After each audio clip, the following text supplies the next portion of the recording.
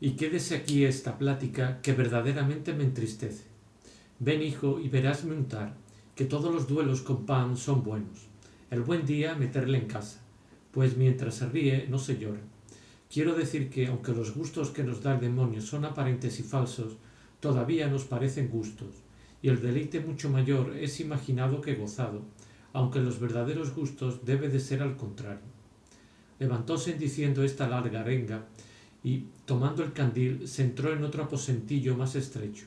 Seguíla combatido de mil varios pensamientos y admirado de lo que había oído y de lo que esperaba ver. Colgó la Cañizares el candil en la pared y con mucha priesa se desnudó hasta la camisa y, sacando de un rincón una olla vidriada, metió en ella la mano y, murmurando entre dientes, se untó desde los pies a la cabeza, que tenía sin toca. Antes que se acabara de untar, me dijo que ora se quedase su cuerpo en aquel aposento sin sentido, ora desapareciese de él, que no me espantase ni dejase de guardar allí hasta la mañana, porque sabría las nuevas de lo que me quedaba por pasar hasta ser hombre. Díjele bajando la cabeza que sí haría, y con esto acabó su untura y se tendió en el suelo como muerta. Llegué mi boca a la suya y vi que no respiraba poco ni mucho. Una verdad te quiero confesar, Cipión, amigo, que me dio gran temor verme encerrado en aquel estrecho aposento con aquella figura delante, la cual te la pintaré como mejor supiere. Ella era larga de más de 7 pies, toda era anatomía de huesos, cubierto con una piel negra, vellosa y curtida. Con la barriga, que era de badana, se cubría las partes deshonestas y aun le colgaba hasta la mitad de los muslos. Las tetas semejaban 2 vejigas de vaca secas y arrugadas. Denegridos los labios, traspillados los dientes, la nariz corva y entablada, desencasados los ojos, la cabeza desgreñada, las mejillas chupadas, angosta la garganta y los pechos sumidos. Finalmente, toda era flaca y endemoniada. Púseme despacio a mirarla, y apriesa comenzó a apoderarse de mí el miedo, considerando la mala visión de su cuerpo y la peor ocupación de su alma. Quise morderla por ver si volvía en sí, y no hallé parte en toda ella que el asco no me lo estorbase. Pero con todo eso, la así de un carcaño y la saqué arrastrando al patio, mas ni por esto dio muestras de tener sentido. Allí, con mirar el cielo y verme en parte ancha, se me quitó el temor. A lo menos se templó de manera que tuve ánimo de esperar a ver en lo que paraba la ida y vuelta de aquella mala hembra y lo que me contaba de mis sucesos. En esto me preguntaba yo a mí mismo, ¿quién hizo a esta mala vieja tan discreta y tan mala? ¿De dónde sabe ella cuáles son males de daño y cuáles de culpa? ¿Cómo entiende y habla tanto de Dios y obra tanto del diablo? ¿Cómo peca tan de malicia no excusándose con ignorancia? En estas consideraciones se pasó la noche y se vino el día, que nos halló a los dos en mitad del patio, ella no vuelta en sí y a mí junto a ella, en cuclillas, atento, mirando su espantosa y fea catadura.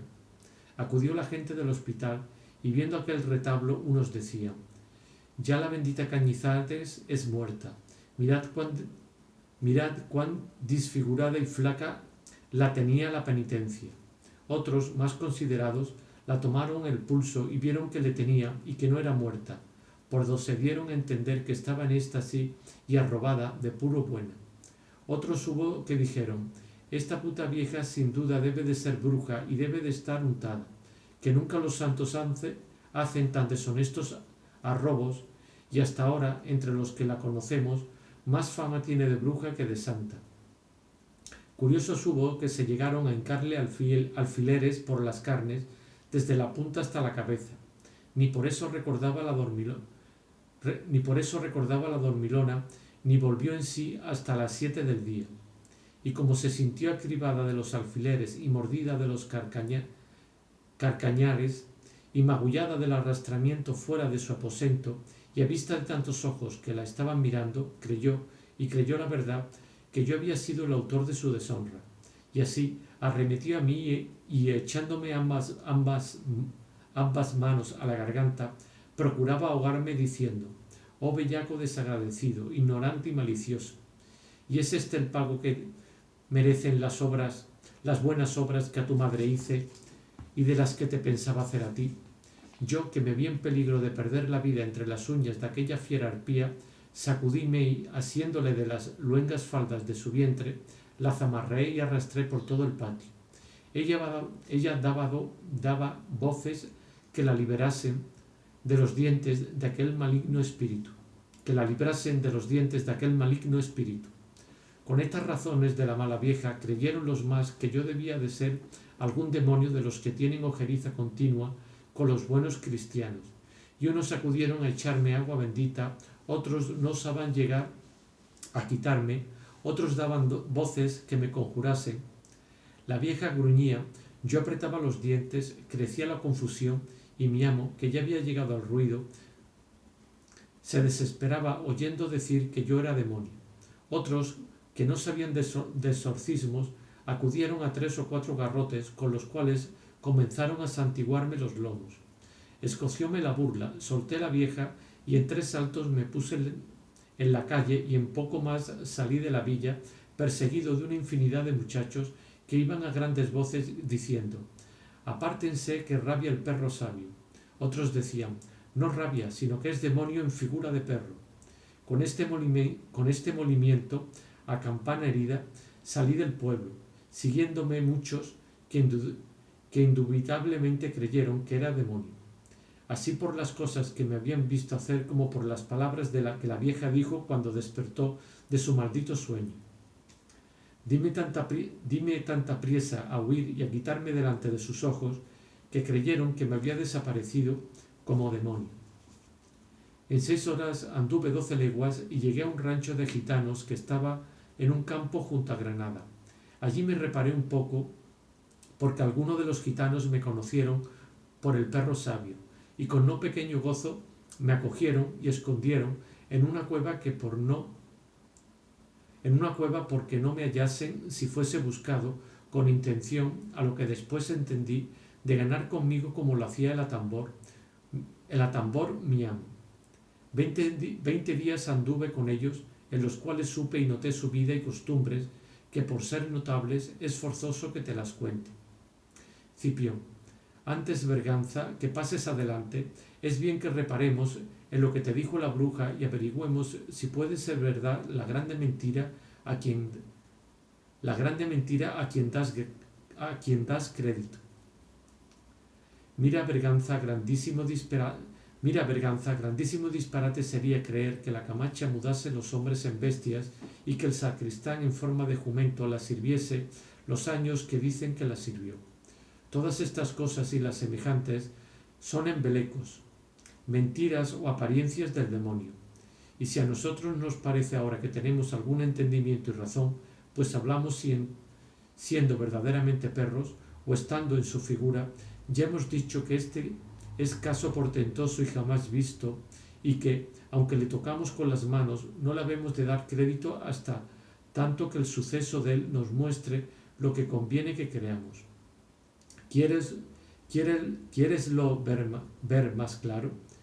Considera en cuántas vanas cosas y en cuántos tontos puntos dijo la Camacha que consistía nuestra restauración, y aquellas que a ti te deben de parecer profecías no son sino palabras de consejas o cuentos de viejas, como aquellos de caballo sin cabeza y de varilla de virtudes con que se entretienen al fuego las dilatadas noches del invierno, porque a ser otra cosa ya estaban cumplidas, si no es que sus palabras se han de tomar en un sentido que he oído decir se llama alegórico, el cual sentido no quiere decir lo que la letra suena, sino otra cosa que, aunque diferente, le haga semejanza, y así decir volverán a su forma verdadera cuando vienen con presta diligencia derribar los soberbios levantados y alzar a los humildes abatidos por mano poderosa para hacello. Tomándolo en el sentido que he dicho, paréceme que quiere decir que cobraremos nuestra forma cuando viéremos que los que ayer estaban en la cumbre de la rueda de la fortuna hoy están hollados y abatidos a los pies de la desgracia y tenidos en poco de aquellos que más los estimaban. que más los estima. Y asimismo, cuando viéremos que otros que no a 2 horas, que no tenían de este mundo otra parte para servir en él, que acrecentarse el de las gentes, de este mundo, que no tenían de este mundo otra parte que servir en él, de número que acrecentase el de las gentes, y ahora están tan encumbrados sobre la buena dicha, que los perdemos de vista. Y si primero no parecían por pequeños y encogidos, ahora no los podemos alcanzar por grandes y levantados. Y si en esto considera volver nosotros a la forma que dices, ya lo hemos visto y lo vemos a cada paso, por donde me doy a entender que no en el sentido alegórico, sino en el literal, se ha de tomar los versos de la Camacha. Ni tampoco en este consigue nuestro remedio, pues muchas veces hemos visto lo que dicen y nos estamos tan perros como ves. Así que la Camacha fue burladora falsa y la Cañizares embustera, y la Montiela tonta, maliciosa y bellaca, con perdón sea dicho. Si acaso es nuestra madre, de entre ambos o tuya, que yo no la quiero tener por madre. Digo pues que el verdadero sentido es un juego de bolos donde con presta diligencia derriban los que están en pie y vuelven a alzar los caídos, y esto por la mano de quien lo puede hacer. Mira pues si en el discurso de nuestra vida habremos visto jugar a los bolos, y si hemos visto por esto haber vuelto a ser hombres, si es que lo somos. Berganza. Digo que tienes razón, Cipión hermano, y que eres más discreto de lo que pensaba. Y de lo que has dicho, vengo a pensar y creer que todo lo que hasta aquí hemos pasado y lo que estamos pasando es sueño y que somos perros. Pero no por esto dejamos de gozar de este bien, de la habla que tenemos y de la excelencia tan grande de tener discurso humano todo el tiempo que pudiéremos. Y así, no te canse el oírme contar lo que me pasó con los gitanos que me escondieron en la cueva. Cipión, de buena gana te escucho, por obligarte a que me escuches cuando te cuente, si el cielo fuese servido, los sucesos de mi vida. Berganza. Lo que tuve con los gitanos fue considerar en aquel tiempo sus muchas malicias, sus embaimientos y embustes, los hurtos en que se ejercitan, así gitanas como gitanos, desde el punto casi que salen de las mantillas y saben andar.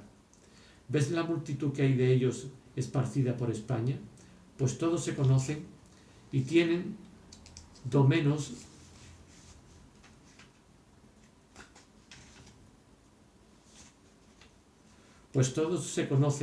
y tienen noticia los unos de los otros y trasiegan y trasponen los hurtos de estos en aquellos y los de aquellos en estos.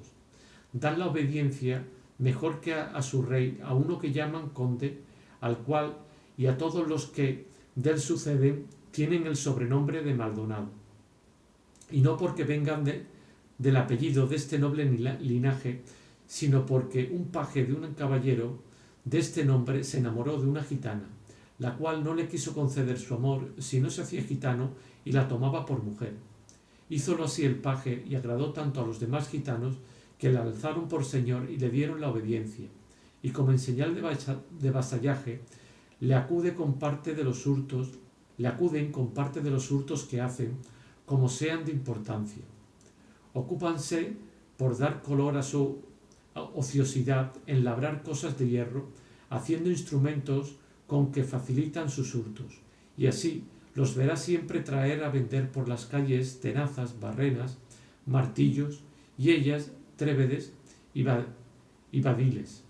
Todas ellas son parteras, y en estos llevan ventaja las nuestras, porque sin costa ni adherentes sacan sus partos a luz y lavan la criatura con agua fría en naciendo, y desde que nacen hasta que mueren se curten y muestran a sufrir las inclemencias y rigores del cielo.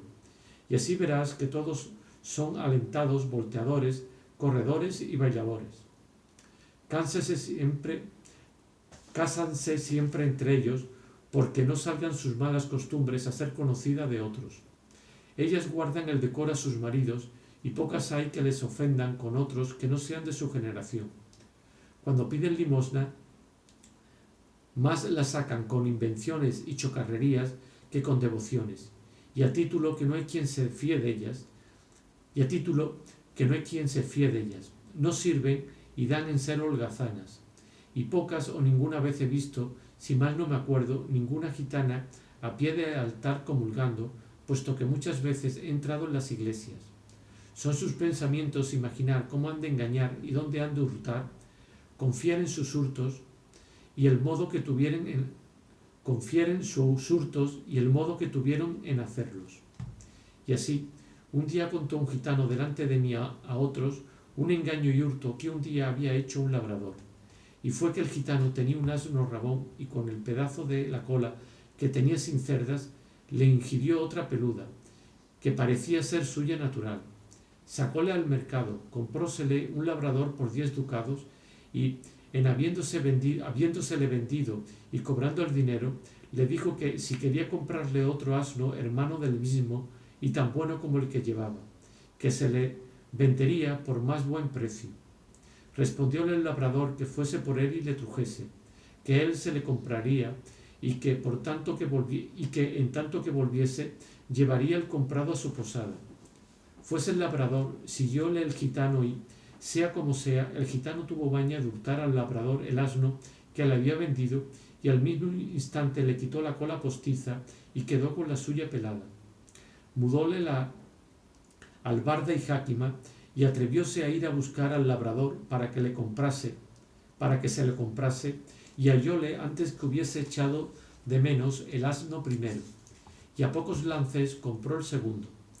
Fuésele a pagar a la posada, donde halló menos la bestia a la bestia, y aunque lo era mucho, sospechó que el gitano se le había hurtado y no quería pagarle. Acudió el gitano por testigo y trujo a los que habían cobrado la alcabala del primer jumento, y juraron que el gitano había vendido al labrador un asno con una cola muy larga y muy diferente del asno segundo que vendía.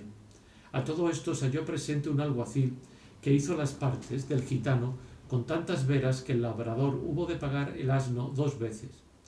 Otros muchos hurtos contaron, y todos, o los más, de bestias, en quien son ellos graduados y en los que más se ejercitan. Finalmente, ella es mala gente, y aunque muchos y muy prudentes jueces han salido contra ellos, no por eso se enmiendan. A cabo de 20 días me quisieron llevar a Murcia. Pasé por Granada, donde ya estaba el capitán cuyo atambor era mi amo. Como los gitanos lo supieron, me encerraron en un aposento del mesón donde vivían. Oíles decir la causa, no me pareció bien el viaje que llevaban, y así determiné soltarme como lo hice. Y saliéndome de Granada, di en una huerta de un morisco que me acogió de buena voluntad, y yo quedé con mejor, pareciéndome que no me querría para más de guardarle la huerta, oficio a mi cuenta de menos trabajo que el de guardar ganado, y como no había allí altercar sobre tanto más cuanto al salario, fue cosa fácil hallar el morisco criado a quien mandar, y yo amo a quien servir. Estuve con él más de un mes, no por el gusto de la vida que tenía, sino por el que me daba saberla de mi amo, y por ella las de todos cuantos moriscos viven en España. Oh, cuántas y cuáles cosas te pudiera decir, Cipión amigo, de esta morisca canalla, si no temiera no poderlas dar fin en 2 semanas, y si las hubiera de particularizar, no acabara en 2 meses. Mas, en efecto, habré de decir algo, y así, oye en general lo que yo vi y noté en particular de esta buena gente. Por maravilla se hallará entre tantos uno que crea derechamente en la sagrada ley cristiana. Todo su intento es acuñar y guardar dinero acuñado, y para conseguirle trabajan y no comen. En entrando el real en su poder, como no sea sencillo, le condenan a cárcel perpetua y a oscuridad eterna, de modo que, ganando siempre y gastando nunca, llegan y amontonan la mayor cantidad de dinero que hay en España. Ellos son una hucha, su polilla, sus picazas. Ellos son su hucha, su polilla, sus picazas y sus comadrejas. Todo lo llegan, todo lo esconden y todo lo tragan. Considérese que ellos son muchos y que cada día ganan y esconden poco o mucho, y que una calentura lenta acaba la vida como la de un tabardillo, y como van creciendo se van aumentando los escondedores que crecen y han de crecer en infinito como la experiencia lo muestra. Entre ellos no hay castidad, ni entran en religión ellos ni ellas. Todos se casan, se multiplican, porque el vivir sobriamente aumenta las causas de la generación. No los consume la guerra ni ejercicio que demasiadamente los trabaje. Robarnos en pie quedo, y con los frutos de nuestras heredades que nos revenden se hacen ricos. No tienen criados porque todos lo son de sí mismos. No gastan con sus hijos en los estudios porque su ciencia no es otra que la del robarnos. De los 12 hijos de Jacob que he oído decir que entraron en Egipto cuando los sacó Moisés de aquel cautiverio, salieron 600.000 varones sin niños y mujeres. De aquí se podrá inferir lo que se multiplicarán las de estos que sin comparación son en mayor número. Cipión, buscando se ha remedio para todos los daños que has apuntado y bosquejado en sombra, que bien sé que son más y mayores los que callas que los que cuentas, y hasta ahora no se ha dado con el que conviene. Pero celadores prudentísimos tiene nuestra república, que, considerando que España cría y tiene en su seno tantas víboras como moriscos, ayudados de Dios, hallarán a tanto daño cierta, presta y segura salida. Di adelante. Berganza.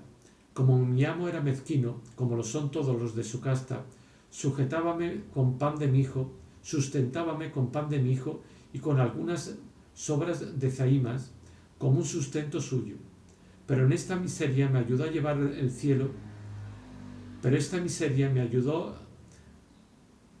el cielo por su modo tan extraño como el que ahora oirás. Cada mañana, juntamente con el alba, amanecía sentado al pie de un granado, de muchos que en la huerta había. Un mancebo, al parecer estudiante, vestido de bayeta, no tan negra ni tan peluda que no pareciese parda y tundida, ocupábase en escribir en un cartapacio y de cuando en cuando se daba palmadas en la frente y se mordía las uñas, estando mirando al cielo. Y otras veces se ponía tan imaginativo que no movía ni pie ni mano, ni aun las pestañas. Tal era su embelesamiento.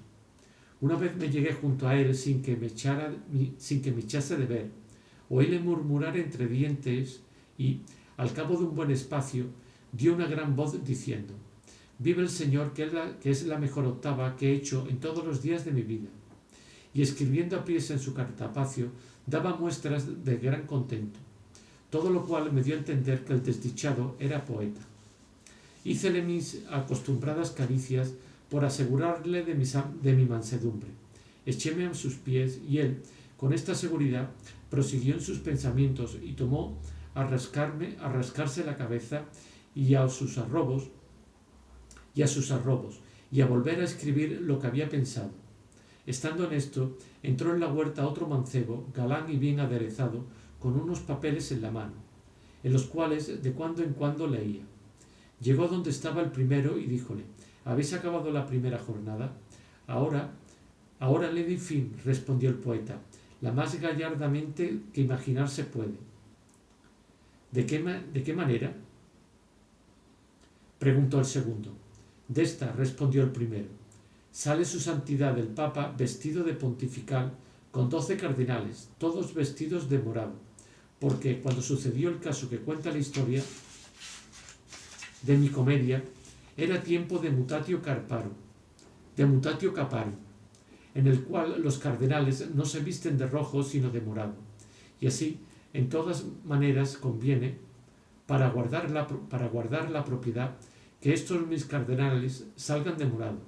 Y este es un punto que hace mucho al caso para la comedia, y a buen seguro dirán en él, y así hace a cada paso, y a buen seguro dirán en él, y así hacen a cada paso mil impertinencias y disparates.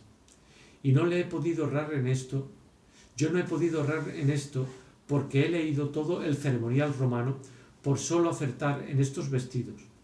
Pues ¿de dónde queréis vos, replicó el otro, que tenga mi autor vestidos morados para 12 cardenales? Pues si me quita uno tan solo, respondió el poeta, así le daré yo mi comedia como volar. Cuerpo de tal. ¿Esta apariencia tan grandiosa se ha de perder? Imaginad vos desde aquí lo que parecerá en un teatro un sumo pontífice con 12 graves cardenales y con otros ministros de acompañamiento que forzosamente han de traer consigo. Vive el cielo que sea uno de los mayores y más altos espectáculos que se hayan visto en comedia, aunque sea de la Ramatille de Deraja. Aunque sea de la de Ramillete de Deraja. Aquí acabé de entender que el uno era poeta y el otro comediante. El comediante aconsejó al poeta que cercenase algo de los cardenales si no quería imposibilitar al autor el hacer la comedia. A lo que dijo el poeta que le agradeciesen que no había puesto todo el cónclave que se halló junto al acto memorable que pretendía traer a la memoria de las gentes en su felicísima comedia. Rióse el recitante y dejóle en su ocupación por irse a la suya, que era estudiar un papel de una comedia nueva. El poeta, después de haber escrito algunas coplas de su magnífica comedia, con mucho sosiego y espacio sacó de la faldriquera algunos mendrugos de pan y obra de 20 pasas, que, a mi parecer, entiendo que se las conté, y aún estoy en duda si eran tantas, porque juntamente con ellas hacían bulto ciertas migajas de pan que las acompañaban.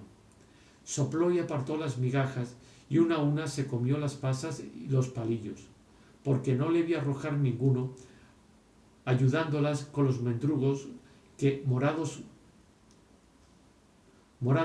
con la borla de la faldriquera, parecían mohoso y eran tan duros de condición que, aunque él procuró enternecerlos, paseándoselo por la boca una y muchas veces, no fue posible moverlos de su terquedad. Todo lo cual redundó en mi provecho, porque me los arrojó, diciendo: toma, que buen provecho te haga. Mirad, dije entre mí, qué néctar o ambrosía me da este poeta, de los que ellos dicen que se mantienen los dioses y su Apolo allá en el cielo. En fin, por la mayor parte, grande es la miseria de los poetas, pero mayor era mi necesidad, pues me obligó a comer lo que él desechaba. En tanto que duró la composición de su comedia, no dejó de venir a la huerta ni a mí me faltaron mendrugos, porque los repartía conmigo con mucha liberalidad. Y luego nos íbamos a la noria, donde yo de bruces y él con un cangilón satisfacíamos la sed como unos monarcas. Pero faltó el poeta y sobró en mí la hambre, tanto que determiné dejar al morisco y entrarme en la ciudad a buscar ventura, que la haya el que se muda. Al entrar en la ciudad vi que salía del famoso monasterio de San Jerónimo mi poeta, que, como me vio, se vino a mí con los brazos abiertos, y yo me fui a él con nuevas muestras de regocijo por haberla hallado. Luego al instante comenzó a desembaular pedazos de pan más tiernos de los que solía llevar a la huerta, y a entregarlos a mis dientes sin repasarlos por los suyos, merced que con nuevo gusto satisfizo mi hambre. Los tiernos mendrugos y el haber visto salir a mi poeta del monasterio, dicho, me pusieron en sospecha de que tenía las musas vergonzantes, como otros muchos la tienen. Encaminóse a la ciudad, y yo le seguí, con determinación de tenerle por amo si él quisiese, imaginando que de las obras de su castillo se podía mantener mi real, porque no hay mayor ni mejor bolsa que la de la caridad, cuyas liberales manos jamás están pobres. Y así, no estoy bien con aquel refrán que dice: más da el duro que el desnudo. Como si el duro y avaro diese algo, como lo da el liberal desnudo que, en efecto, da el buen deseo cuando más no tiene. De lance en lance paramos en la casa de un autor de comedias que, a lo que me acuerdo, se llamaba Angulo el Malo, de otro Angulo, no autor sino representante, el más gracioso que entonces tuvieron y ahora tienen las comedias. Juntóse toda la compañía a oír la comedia de mi amo, que ya por tal le tenía, y a la mitad de la jornada primera, 1 a 1 y 2 a 2, se fueron saliendo todos, excepto el autor y yo, que servíamos de oyente. La comedia era tal que, con ser yo un asno en esto de la poesía, me pareció que la había compuesto el mismo Satanás, para total ruina y perdición del mismo poeta, que ya iba tragando saliva viendo la soledad en que el auditorio le había dejado. Y no era mucho si el alma présaga le decía ya dentro la desgracia que le estaba amenazando, que fue volver todos los recitantes, que pasaban de 12, y sin hablar palabra asieron de mi poeta, y si no fuera por la autoridad del amo, llena de ruegos y voces, se puso de por medio,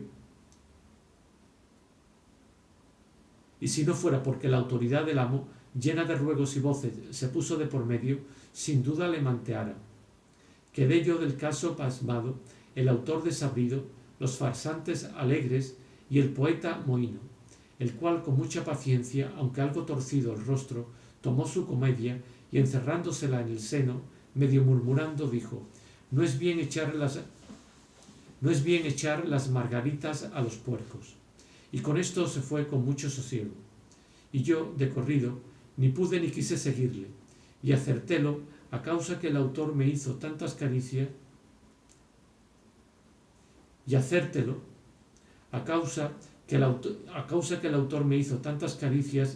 que me obligaron a que con él me quedase. Y en menos de un mes salí grande entremesista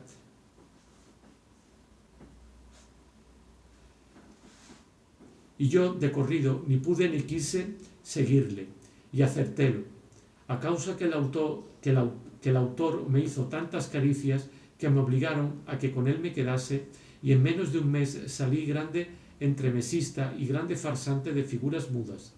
Pusiéronme un freno de orillos y enseñáronme a que arremetiese en el teatro a quien ellos querían, de modo que, como los entremeses solían acabar por la mayor parte en palos, en la compañía de mi amo acababan enzuzarme, y yo derribaba y atropellaba a todos, con que daba que reír a los ignorantes y mucha ganancia a mi dueño. Oh Cipión, ¿quién te pudiera contar lo que vi en esta y otras 2 compañías de comediantes en Canduble?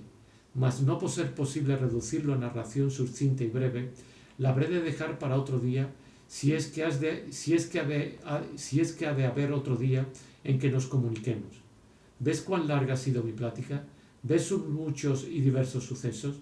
¿Consideras mis caminos y mis amos tantos? Pues todo lo que has oído es nada comparado a lo que te pudiera contar de lo que noté, averigüé y vi de esta gente, su proceder, su vida, sus costumbres, sus ejercicios, su trabajo, su ociosidad, su ignorancia y su agudeza, con otras infinitas cosas, unas para decirse al oído y otras para aclamallas en públicos, y todas para hacer memoria de ellas y para desengaño de muchos que idolatran en figuras fingidas y en bellezas de artificio y de transformación.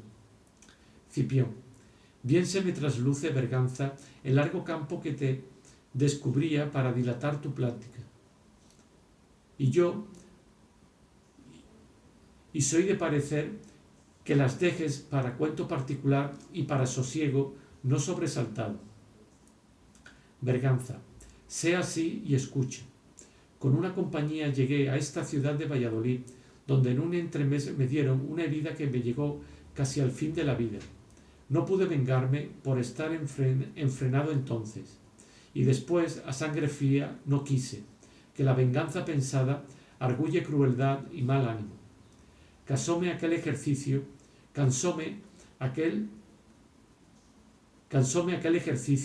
no por ser trabajo, sino porque veía en él cosas que juntamente pedían enmienda y castigo.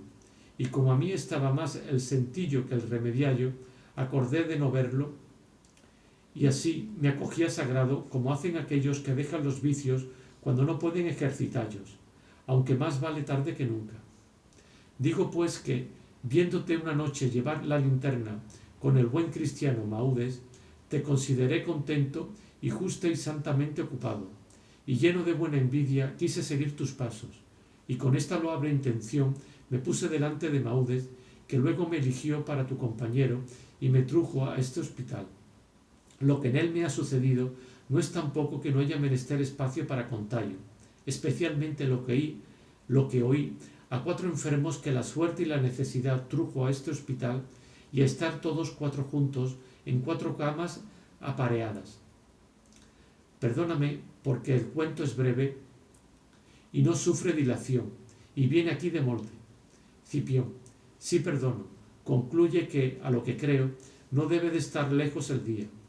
Berganza: digo que en las 4 camas que están al cabo de esta enfermería, en una estaba un alquimista, en otra un poeta, en la otra un matemático y en la otra uno de los que llaman arbitrista. Cipión: ya me acuerdo haber visto a esa buena gente. Berganza: digo pues que una siesta de las del verano pasado, estando cerradas las ventanas y yo cogiendo el aire debajo de la cama de uno de ellos, el poeta se comenzó a quejar lastimosamente de su fortuna y, preguntándole al matemático de qué se quejaba, respondió que de su corta suerte. ¿Cómo y no será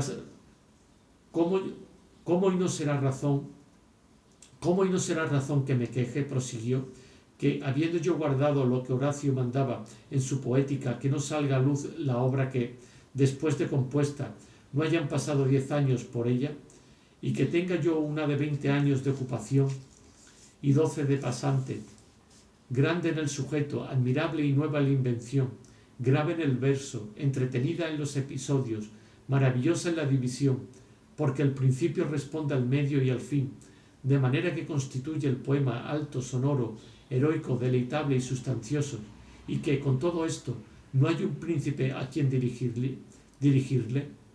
Príncipe, digo, que sea inteligente, liberal y magnánimo. Mísera edad y depravado siglo nuestro.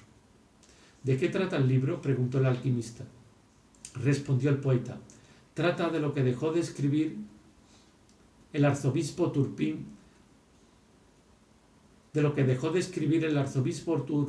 del rey Artus de Inglaterra, con otro suplemento de la historia de la demanda del santo Brial, y todo en verso heroico, parte en octavas y parte en verso suelto, pero todo esdrújulamente, digo, en esdrújulos de nombres sustantivos, sin admitir verbo alguno.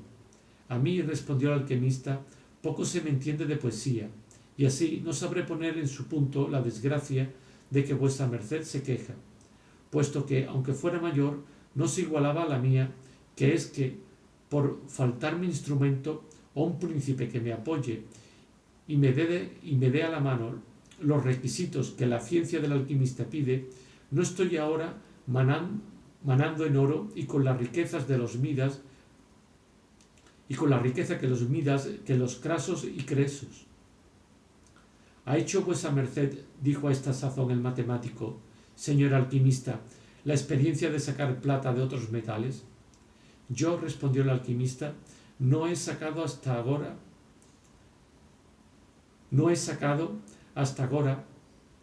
pero realmente sé que se saca, y a mí no me faltan 2 meses para acabar la piedra filosofal con que se puede hacer plata y oro de las mismas piedras. Bien han exagerado vuestras mercedes sus desgracias, dijo a esta sazón el matemático, porque, al fin, el uno tiene libro que dirigir y el otro está en potencia propincua de sacar la piedra filosofal. Mas, ¿qué diré yo de la mía, que es tan sola que no tiene dónde arrimarse?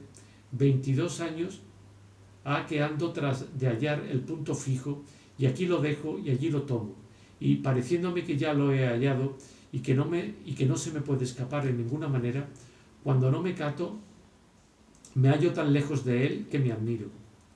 Lo mismo me acaece con la cuadratura del círculo, que he llegado tan a remate de hallarla que no sé si puedo pensar cómo no la tengo ya en la faldriquera.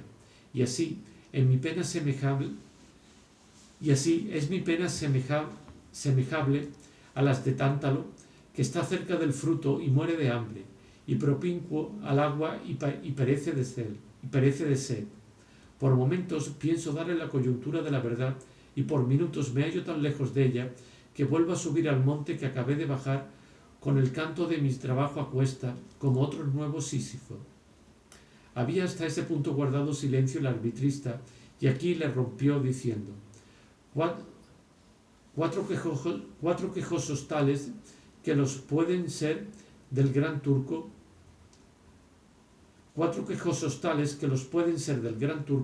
ha juntado en este hospital la pobreza, y reniego yo de oficios y ejercicios que ni entretienen ni dan de comer a sus dueños.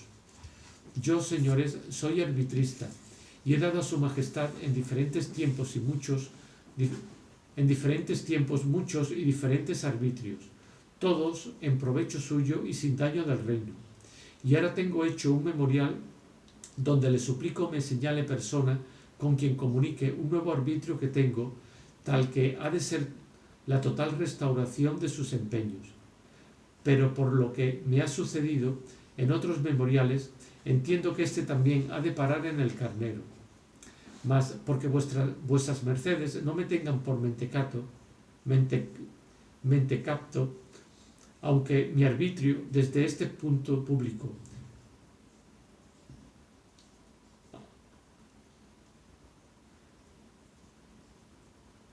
vuestras mercedes no me tengan por mentecato, aunque mi arbitrio quede desde este punto público, le quiero decir que es este. Hase de pedir en Cortes que todos los vasallos de su majestad, desde edad de 14 a 60 años, sean obligados a ayunar una vez en el mes a pan y agua, y esto ha de ser el día que se escogiere y señalare, y que todo el gasto que en otros condumios de fruta, carne y pescado, vino, huevos y legumbres que han de gastar aquel día se reduzga a dinero y se dé a su majestad sin defraudalle un ardite, socargo de juramento. Y con esto, en 20 años, queda libre de socaliñas y desempeñado. Porque si se hace la cuenta, como yo la tengo hecha, bien hay en España más de 3 millones de personas de la dicha edad, fuera de los enfermos, más viejos o más muchachos, y ninguno de estos dejará de gastar, y esto contando al menorete, cada día real y medio. Y yo quiero que sea no más de un real, que no puede ser menos, aunque coma olvas. Pues paréceles a vuestras mercedes que sería barro tener cada mes 3 millones de reales como ahechados. Y esto antes sería provecho que daño a los ayunantes, porque con el ayuno agradarían al cielo y servirían a su rey. Y tal podría ayunar que les fuese conveniente para su salud. Este es arbitrio limpio de polvo y paja, y podríase coger por parroquias sin costa de comisarios que destruyen la república. Riéronse todos del arbitrio y del arbitrante, y él también se rió de sus disparates, y yo quedé admirado de haberlos oído y de ver que, por la mayor parte, los de semejantes humores venían a morir en los hospitales. Cipión: tienes razón, Berganza. Mira si te queda más que decir. Berganza: 2 cosas no más con que daré fin a mi plática, que ya me parece que viene el día. Yendo una noche mi mayor a pedir limosna a casa del corregidor de esta ciudad, que es un gran caballero y muy gran cristiano, hallámosle solo, y parecióme a mí tomar ocasión de aquella soledad para decirle ciertos advertimientos que había oído decir a un viejo enfermo de este hospital, acerca de cómo se podía remediar la perdición tan notoria de las mozas vagabundas que por no servir dan en malas, y tan malas que pueblan los veranos todos los hospitales de los perdidos que las siguen, plaga intolerable y que pedía presto y eficaz remedio. Digo que, queriendo decírselo, alcé la voz, pensando que tenía habla, y, en lugar de pronunciar razones acertadas, ladré con tanta priesa y con tan levando tono que, enfadado el corregidor, dio voces a sus criados que me echasen de la sala a palos. Y un lacayo, que acudió a la voz de su señor, que fuera mejor que por entonces estuviera sordo, asió de una cantimplora de cobre que le vino a la mano y diómela tan en mis costillas que hasta ahora guardo las reliquias de aquellos golpes. Cipión: ¿y quejaste de esto, Berganza? Pues que no me tengo de quejar si hasta ahora me duele como he dicho y si me parece que no merecía tal castigo mi buena intención. Cipión: mira, Berganza, que nadie se ha de meter donde no le llaman, ni ha de querer usar del oficio que por ningún caso le toca. Y has de considerar que nunca el consejo del pobre, por bueno que sea, fue admitido ni el pobre humilde ha de tener presunción de aconsejar a los grandes y a los que piensan que se lo saben todo. La sabiduría en el pobre está asombrada, que es la necesidad y miseria, que son las sombras y nubes que la escurecen. Y si acaso se descubre, la juzgan por tontedad y la tratan con menosprecio. Berganza: tienes razón, y escarmentado en mi cabeza, de aquí adelante seguiré tus consejos. Entré asimismo otra noche en casa de una señora principal, la cual tenía en los brazos una perrilla de estas que llaman de falda, tan pequeña que la pudiera esconder en el seno, la cual, cuando me vio, saltó de los brazos de su señora y arremetió a mí ladrando, y con tan gran denuedo que no paró hasta morderme de una pierna. Volvíla a mirar con respeto y con enojo. Volvíla a mirar con respeto y con enojo, y dije entre mí: si yo os cogiera, animalejo ruin, en la calle, o no os hiciera caso de vos, o os hiciera pedazos entre los dientes. Consideré en ella que hasta los cobardes y de poco ánimo son atrevidos e insolentes cuando son favorecidos y se adelantan a ofender a los que valen más que ellos. Cipión: una muestra y señal de esa verdad que dices nos dan algunos hombrecillos que a la sombra de sus amos se atreven con ser insolentes, y si acaso la muerte u otro accidente de fortuna derriba el árbol donde se arriman, luego se descubre y manifiesta su poco valor, porque en efecto no son más de quilates sus prendas que los que les dan sus dueños y valedores. La virtud y el buen entendimiento siempre es una y siempre es uno, desnudo, vestido, solo acompañado. Bien es verdad que puede padecer acerca de la estimación de las gentes, mas no en la realidad verdadera de lo que merece y vale. Y con esto pongamos fin a esta plática, que la luz en que entra por estos resquicios muestra que es muy entrado el día. Y esta noche que viene, si no nos ha dejado este grande beneficio de la habla, será la mía para contarte mi vida.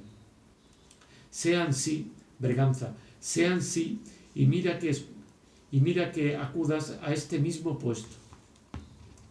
El acabar el coloquio el licenciado y el despertar el alférez fue todo un tiempo, y el licenciado dijo: aun este coloquio fuera fingido y nunca haya pasado, paréceme que está tan bien compuesto que puede el señor alférez pasar adelante con el segundo.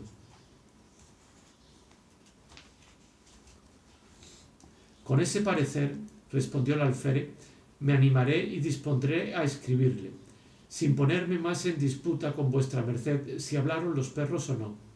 A lo que dijo el licenciado: señor alférez, no volvamos más a esa disputa. Yo alcanzo el artificio del coloquio y la invención y basta. Vámonos al espolón a recrear los ojos del cuerpo, pues ya he recreado los del entendimiento. Vamos, dijo el alférez. Y con esto se fueron.